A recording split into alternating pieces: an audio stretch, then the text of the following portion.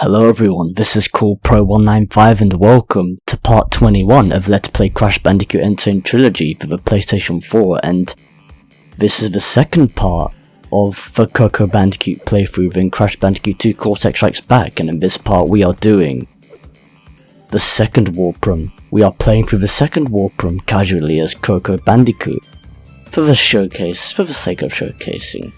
And first level we are going in is level 6 Snowbiz, which is a snow level.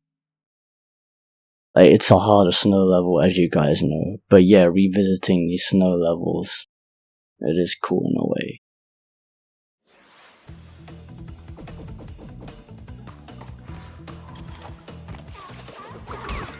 Okay, I gotta watch out for these, and wow, I almost... it's easy to get hit by these in the remaster, but, you know, considering I made it past there as Coco, you know, it is partially surprising, given, you know, her character model being rushed in development. But yeah, anyways, whoa, nice how I caught that, and yeah, that's a very cheap way to die. I had a feeling something like that was gonna happen. But, you know, like I said, this model was rushed, and this is living proof. Even though I still find it fun to play as Coco, you can't ignore the faults. But then again, I really hope that, you know, these fixes that they're trying to do, well, our Vicarious Visions are currently supposedly, you know, undergoing maintenance in the background, actually, you know, resolve this problem. And yeah, I'll be revisiting the death paths as you've seen in the previous part for the sake of covering more ground.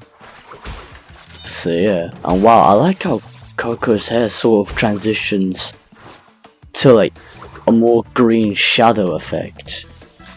It's as if, like, you know, she's under like a strobe light or something, or an LED light. But, you know, based on the scenery that, you know, the light this place is giving, like, it really reflects off nicely. Wow, okay, that was really close.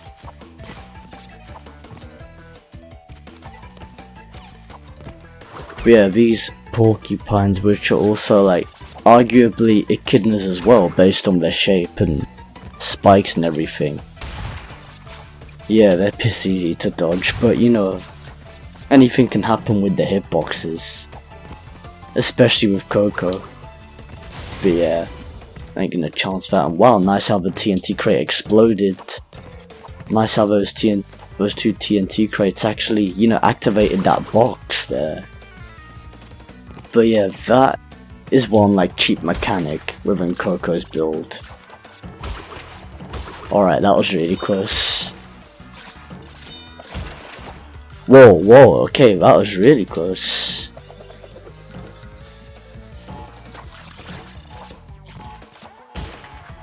But yeah, as I was saying earlier, it's nice how not only does Coco give like a new, you know, sort of feel in order to playing the levels themselves. Like, the scenery, like, sort of, you know, reflects more on Coco as a character herself. Because as you've seen earlier, as I was entering, you know, the death path, especially like this death path in particular, you know, oh, that was really close. You know, there was a big chance that I could have missed that platform.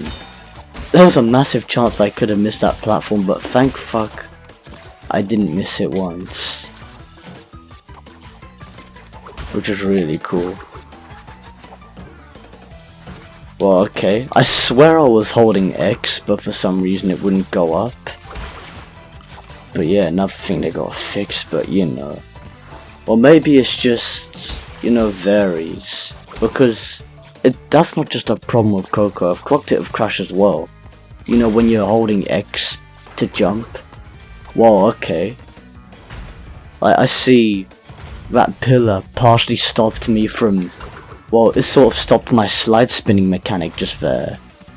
Like, I was in the mid-cycle. Wow, okay. That was cheap, but yeah. I don't know how I touched those nitro crates, but I was on the edge of its hitbox, presumably. Especially, like, you know, considering Coco's rushed model. It was no surprise, and that is no surprise either. I was partially anticipating that one myself. I just made that one. But then again, it's piss easy sliding and then making it past that if you're sliding, but you know, it is what it is. I was seeing, oh, and here's something I didn't mention, but seeing Coco's reflection, like, she actually looks darker in the reflection than she does in, you know, the actual, you know, level gameplay area, like the actual area where you play the level. Then again, same can be said for Crash, but it's more elaborate of Coco considering, you know, her color palette is more bright, whereas Crash is mostly just, you know, blue and orange, even though Crash's orange is like a mixture of, sort of like a mixture of red and orange. Okay, that was cheap as fuck. But yeah, I think I'm gonna start running now considering this is just wasting time. Thank fuck for the speed shoes.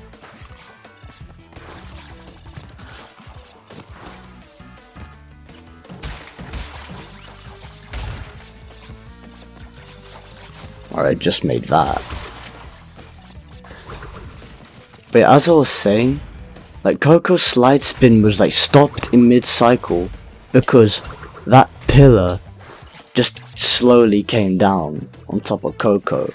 Okay, that shit should not have happened. Okay, yeah, partially, I know that part of that was my fault for wanting to get that Wumpa through, considering, you know, I like to collect everything regardless, even though Wumpa fruit isn't even part of the completion. You know, it's nice that it's collected, but it is what it is. It's my let's play, I run this shit. Don't at me. Okay, well that was really close. But and it's activating even though I'm not even under it, I'm right next to it. That doesn't even make any sense. Yeah, it's the hitbox that's the problem. Even though I was really close. I was close to the nitro, but you know, I don't think I even hit it because of the hitbox.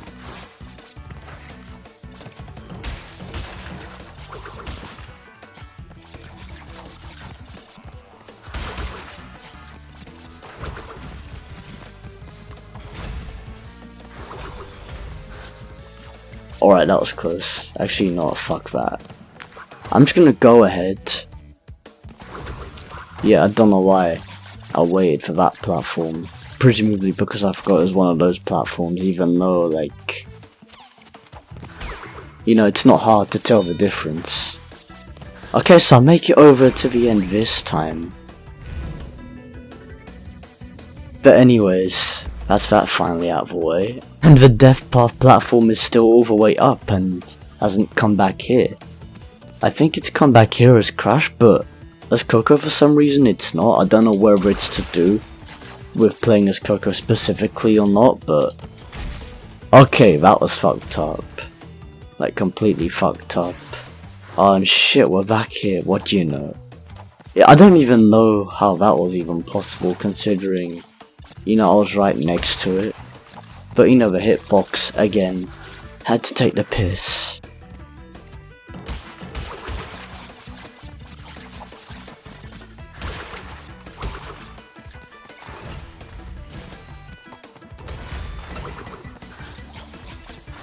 Well, that was a close one.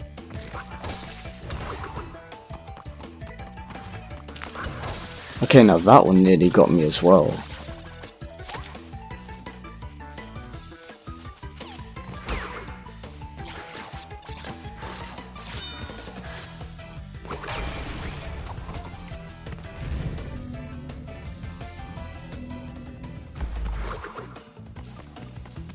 Okay, back to the main level. This time, I'll try not to get squished by that.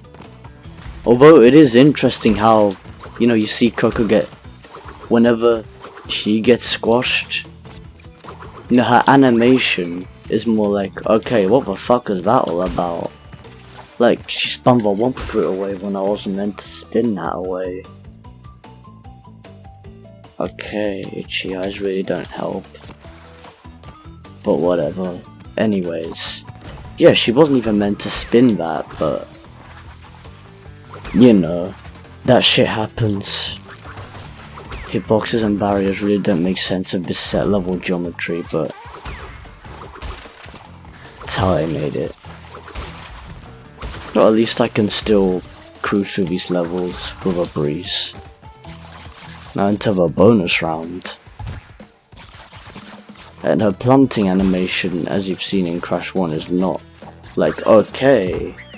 Yeah, there's the fuckery of the ice physics.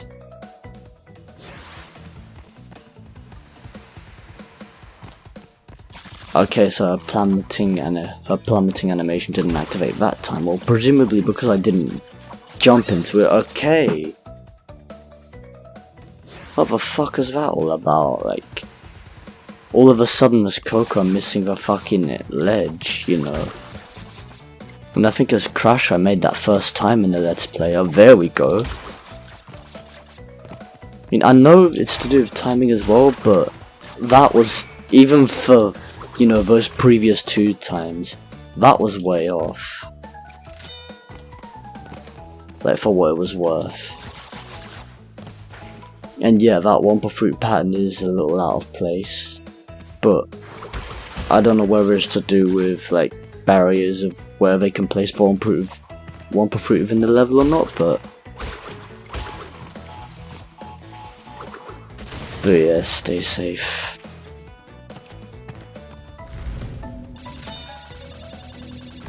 Right, now that's the bonus round complete for this level. That was close as fuck as well. I'm moving on to the final section of the level. And the Rolling Stones once again make a comeback from Crash 1. And yeah, again, it's interesting how they came back in Crash 1. Wow. Okay, I'm not gonna make that same mistake again, knowing Coco's hitbox. I mean, yeah, the same thing happens as Crash, but it didn't happen that often with Crash as it did with Coco. So yeah, okay. The direction is a little weird of the ice physics, which is also fuckery, but it's something I can't help.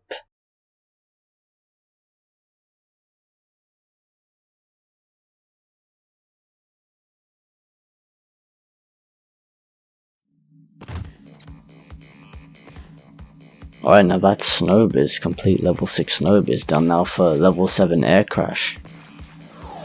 And yeah, I'll be entering the secret areas as well for the sake of covering all the ground, just like I did in Crash 1 as well. So that would like add more to variety to the casual playthrough at the same time.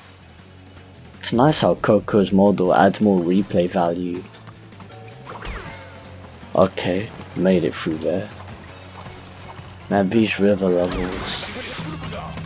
Well, in a way, these were sort of inspired by the river levels originally.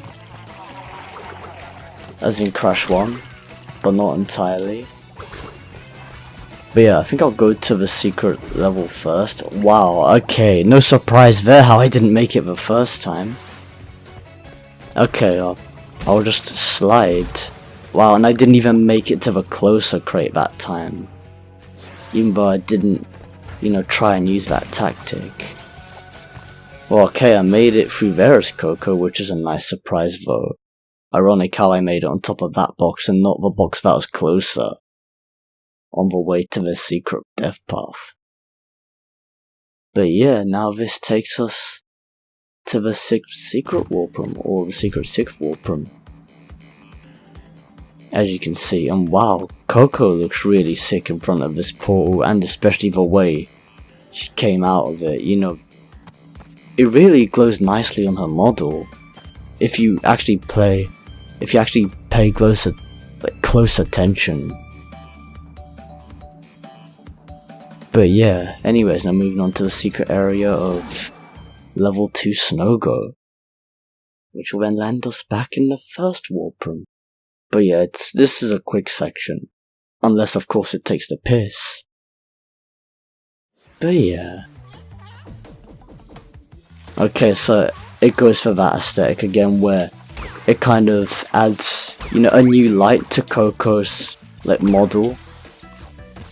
But as you can see, this wall, okay, for some reason it didn't even want to slide. I was holding right and pressing circle at the same time as I was going back. But for some reason,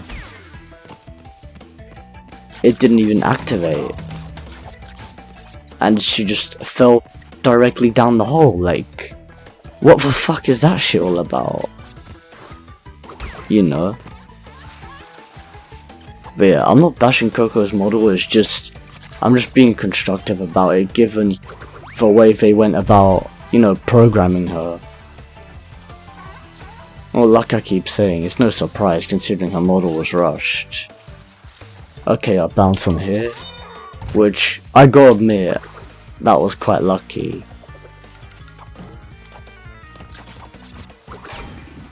And that was actually a really decent tactic there, not gonna lie. Even though you can spin the penguin into the nitro crate, I decided to bounce over it since, it's a nice little technique you can do. And over here we have the invincibility early, given the fact that I already had an Aquaku mask previously. And I think I'll wait it out a bit over here, considering the fact that, there's another Aquaku mask there, and it would be preferable if I got, the mask.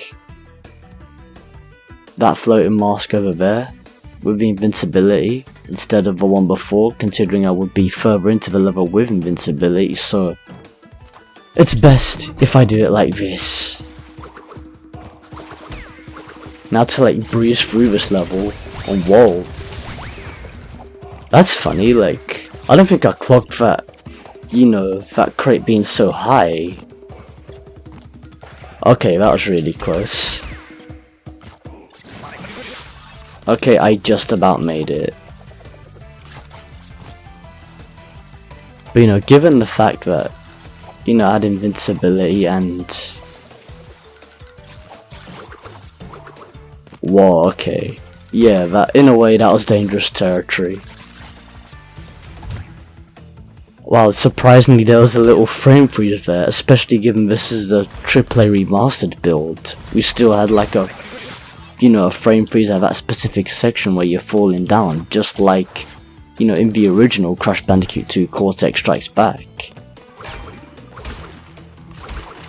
It's shit they did. I don't know whether they did that on purpose, or whether it was an actual mistake in programming. Although, it wouldn't have been possible for them to port the code given the fact that... Okay, wow. It turns out when I actually went into spinning that penguin, I actually ricocheted off the enemy as I was spinning instead of taking damage or spinning him away. In the original Crash 2 Crash, even though the penguin is spinning at the same time you spin into him, at the same time as you spin into the penguin, he would go, Crash would just send him flying. But in the AAA remastered build, I think Crash would take damage, but ironically Coco sort of ricocheted off that penguin just there, which is actually, quite hilarious in a way. It's funny how that tends to happen, especially given how Coco's a rushed model. I don't know how many times I'm going to say this, but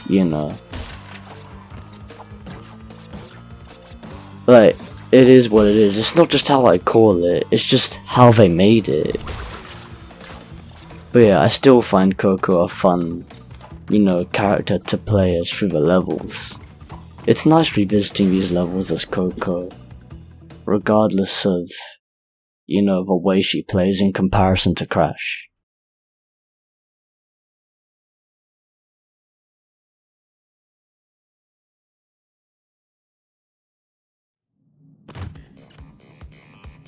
Well, it looks like she dived right into the camera just there, considering the way you zoomed in. But anyways, moving on, back to the second walkthrough, where we go through, but we actually properly play level 7 air crash.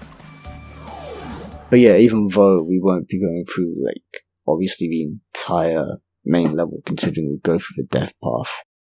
As you know, the secret entrance, as you've seen before, this level is a secret entrance, so yeah, we'll be covering background as Coco as well. For the sake of, for showcase purposes. It's for fun. Whoa, that was really close.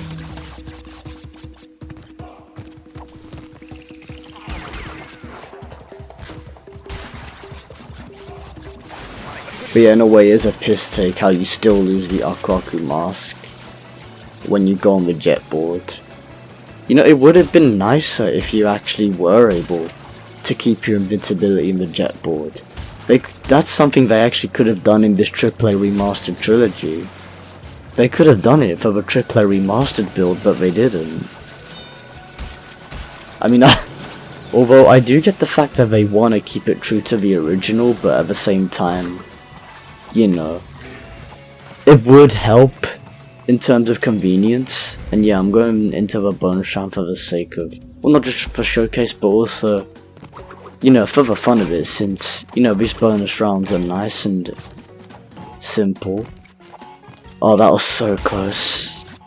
And it's also nice to listen to the music every now and again, or even re-listen to it even, and revisit, this wonderful scenery that, Vicarious Visions have put hard work into AAA remastering. Whoa, okay, that was really close. Like, I just about landed on this crate, and that was close as well, I mean, I did land in a secure spot, don't get me wrong, but at the same time, especially when I'm playing as Coco, it doesn't surprise me in the slightest as to how, like, fucked up the depth perception can be. Well, that was really close, given the fact that how slow it is. And yeah, I'll just destroy that for the sake of good measure. Whoa, that was close. I nearly jumped right into the water there, which, could have costed me the death path at the same time.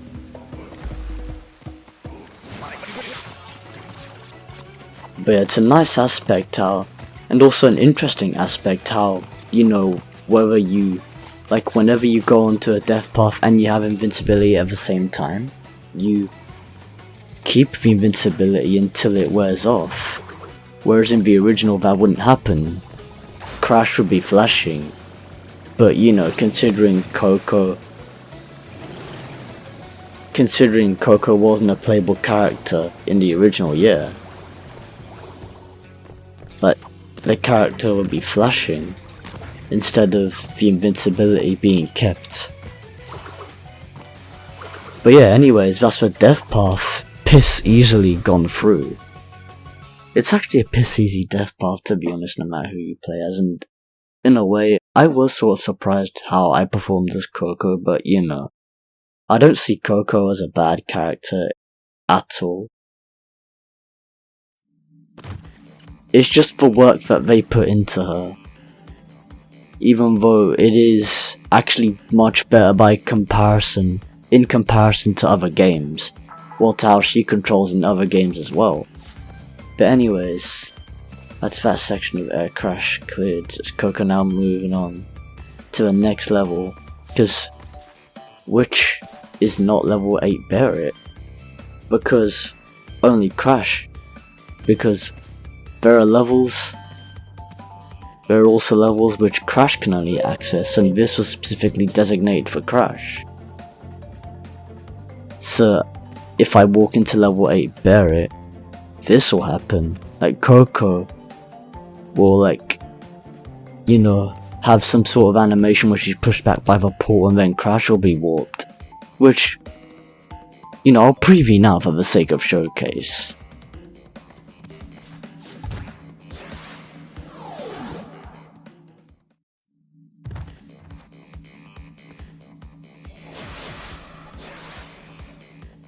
And if you're playing as Coco, obviously if you come out of a level that's you have to mandatory play as Crash, Coco will automatically come back to the warp room. Well, warped back to the warp room anyway.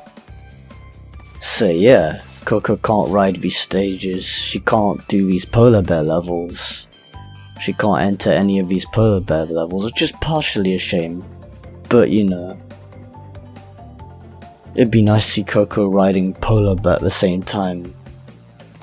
You know, Crash can't access the pure levels or the pure riding levels in Crash Bandicoot 3 Warped, considering they're designated for Coco, but you know, they added these limitations, I guess, to add difference to the character, but I'm not sure what sort of...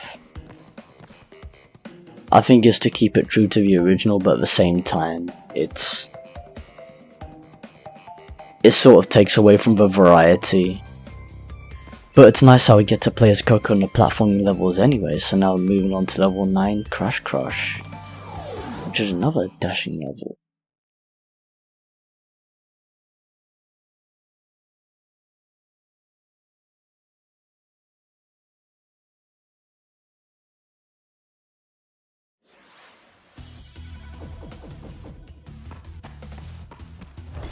Alright, back to Uncharted territory. Coco has returned to the sequel to Uncharted territory.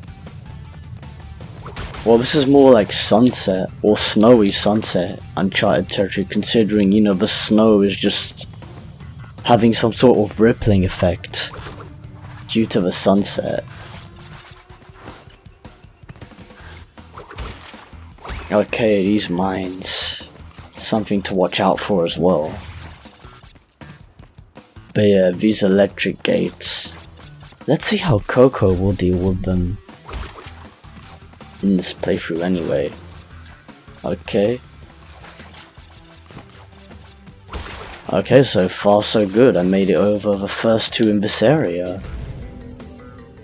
I made it past them in that area, which is, you know, really nice.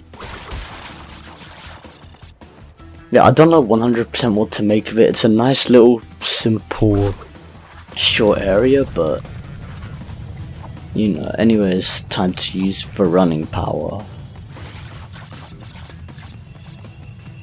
Whoa, okay. Yeah, I was just about to run into the mines there, but you know, it was a close one. But yeah, the speed juice really help in terms of running away from the boulder, as mentioned in the previous part. Although this will be the last dashing stage that we play as Coco, considering we can't play the final one as Coco, considering there's a polar riding section. And yeah, as you've seen, there was fake Crash right there, which obviously we can't stop for, because you know, we're gonna get squashed by the boulder. So yeah, again, that's a death trap for tourists right there. A death trap for in-game completion tourists who want to see fake Crash. But yeah, down to the secret area for the fun of it. Whoa, okay, I don't know how the hell I didn't make it back up there, but you know.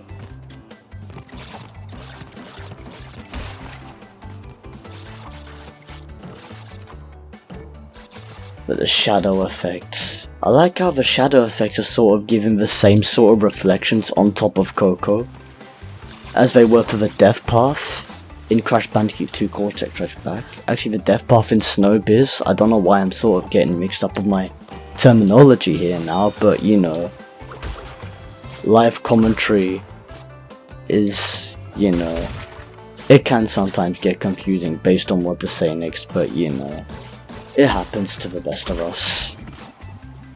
But yeah, it's a nice effect, like for the character models entirely. And yeah, some things I am sort of saving till later on in the parts, so then I don't, you know, essentially run out of things to say. But yeah, that's the death path. I mean, the bonus round complete.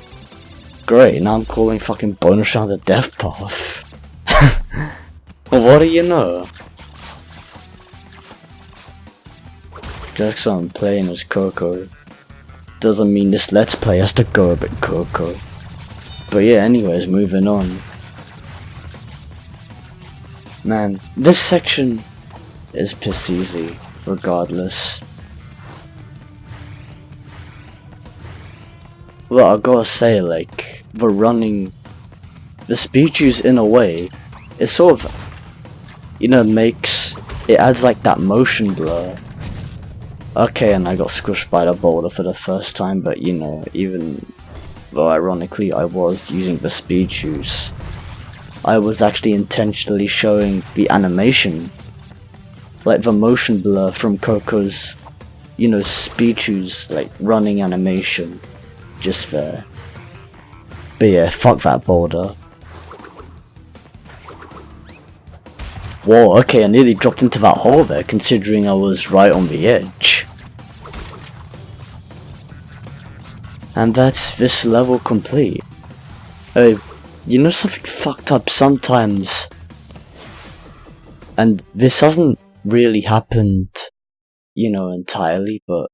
Well, this doesn't happen every single time, but sometimes whenever you leave the level, that, you know, door still stays open until you leave the level. But yeah, that's most probably a glitch in this AAA remastered build, and also, yeah, it's nice how you actually see Coco facing you as she's warping back into the warp room. But yeah. Anyways, now moving on to level 10, the eel deal. So yeah, Coco's now entering the sewer. I wonder how she feels about going into the sewer. Maybe she'll take some selfies or two.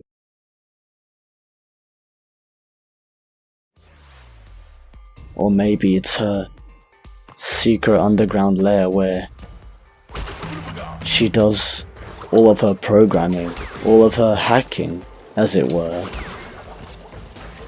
A secret underground lair that no one knows about. Oh, and by the way, this is a new light. You see how Coco's hair, it looks even more white. You know, in comparison to how it does normally.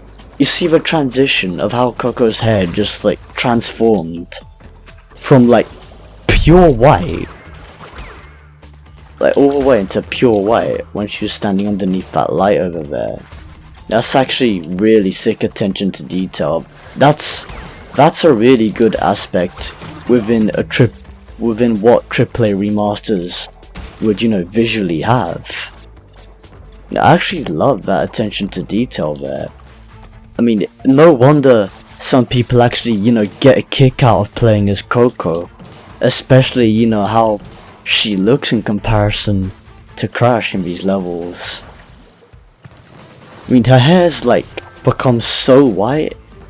Like, it's almost as if she's turned into like some fucking ghost or some shit just by looking at her hair. Her hair's become deathly pale. Like a ghost. But yeah, anyways, that was the piss easy death path complete. Let's see if I can make it back without a scratch. Oh, whoa, that was really close. Given the fact that, you know, I was just... Whoa, okay. That fucking electrocution right there was a real piss take, but it wasn't a massive piss take considering, you know, it didn't really cost me any lives, so I guess I can sort of vouch for that as sort of a positive thing, but not entirely. But yeah, I see where it's coming from. It's underneath like these lights in particular. I know I could have made it past there without a scratch, but you know what, it doesn't matter. It doesn't matter how we do it, as long as we get it done. That's the important thing.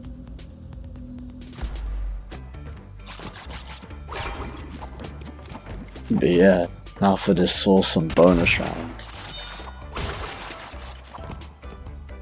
Now I gotta say, even the levels, the bonus round's atmosphere of a colour, I sort of see like, you know, a little transition in Coco's model, which is actually really sick.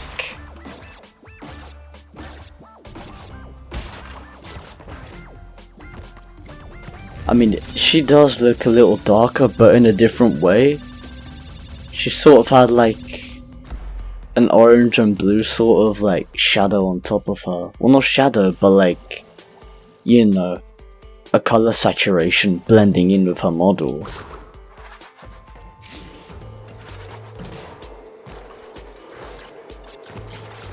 And that's a really sick aspect that they've added to her. So yeah, it's not just, you know, Crash and all the assets, it's Coco as well. Like, Coco specifically, considering it's like more noticeable. It makes more sense. It makes sense for Coco actually, you know, transitions a lot in terms of saturations, like wherever she goes. You know, given the fact that she has a really bright and, you know, she has a really bright and variant color palette in comparison to Crash. As I said before, yeah, Crash only has like a blue and orange, like an orange sort of reddish kind of color palette. Whereas Coco obviously has like, well, she still has like blue and orange reddish kind of, you know, color palette, but at the same time her hair also partially makes up for it, and her shoes also add to it as well, given the fact that they're pink.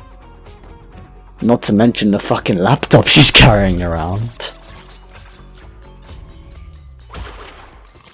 Oh, and it's funny how, like, when she's hanging, pay attention to how she's like holding a laptop, and then when you go onto the mesh, like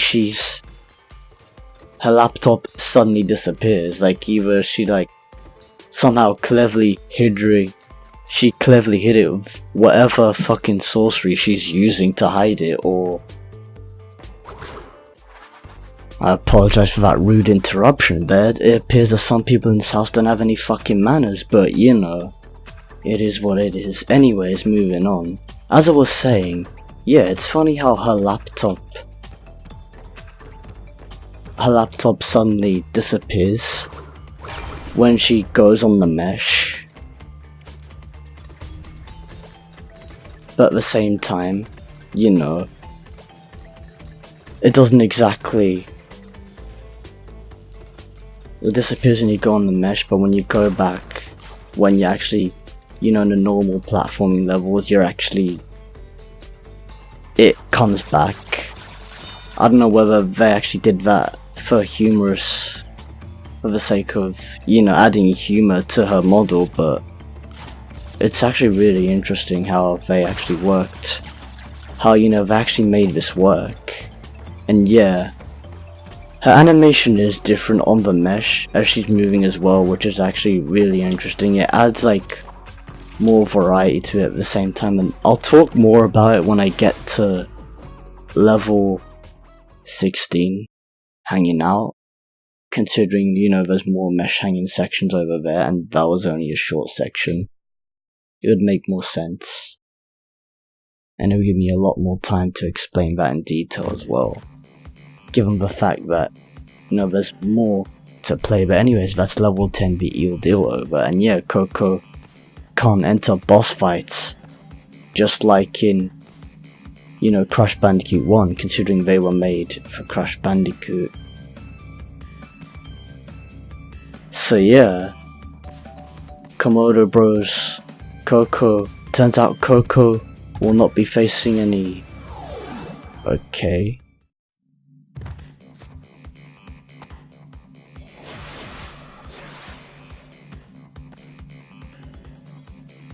Turns out Coco won't be facing any scimitars coming from Komodo.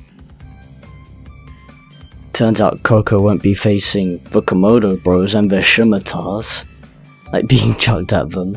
It's only a challenge for Crash to face. But anyways, yeah, that's officially this World conquered, and before I move on to that, I figured I'd just do this for the fun of it, try and get 10 lives off of, you know, Polar, and it's glitching out just like I did with Crash, even though I have over 99 lives. Actually, I'm not sure if it like only activates once or not, even if you have loaded the game.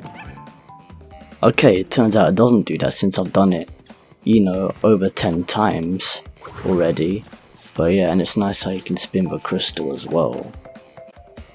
Anyways, moving on to the third warp room. And that officially ends off this part. That officially ends off part 21 of Let's Play Crash Bandicoot and Sane Trilogy for the PS4, and in the next part we'll be conquering, well, I say conquering, but we'll be playing through. It'll be the third part of the Coco Bandicoot playthrough for Crash Bandicoot 2 Cortex Strikes Back, and we'll be playing through the third warp room in Crash Bandicoot 2 Cortex Strikes Back as Coco. So see you lot in. I really hope you lot enjoyed this video. Feel free and be sure to subscribe, like or rate, however you want to put it. Drop a comment below to leave constructive feedback if you possibly can, and or share it around with your friends and family, whoever they may be. See you lot in part 22 of Let's Play Crash Bandicoot and Sane Trilogy for the PS4, or another video for some other project on this channel, whenever it may happen. Until then, laters everyone, peace out.